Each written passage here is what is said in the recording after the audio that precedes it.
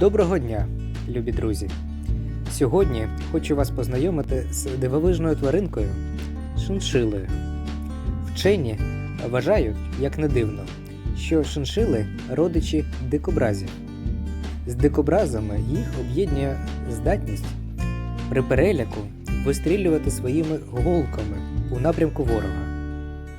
У шиншил немає голок, але вони можуть вистрілювати власним хутром, тим самим дезорієнтуючи хижака. Ці милі звірятка дуже постраждали на своїй батьківщині в Південній Америці із-за свого дуже гарного хутра. Їх майже знищили люди у природі. Зазвичай на екскурсіях в зоопарку та на заняттях нашого гуртка ми закликаємо не використовувати хутро тварин у власному одязі, щоб зберегти життя цим маленьким звіряткам. Декілька цікавих фактів по шиншилах. Шиншили не линяють, а тільки скидають шерсть у разі небезпеки. Густий підшерсток у шиншил не дає можливості селитися паразитам.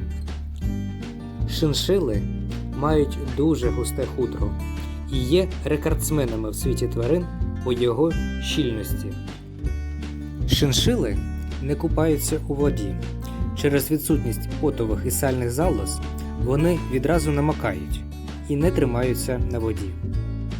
До обов'язкових процедур по догляду за шикарним хутром шиншили відноситься така гігієнічна процедура, як купання у пісочній ванні. Купання необхідне для очищення шубки. Відбувається видалення відмірлого волосся і зайвої вологи хутра. Крім того, ця процедура доставляє звірку задоволення, а для його господаря це дуже цікаве видовище. Після купання хутро шиншили стає ще пухнастіше і легше. Сподіваюсь, вам сподобались ці гарні тваринки. Ви дізнались щось цікаве для себе. Дякую вам за увагу і до нових зустрічей. А головніше за все, будьте здорові!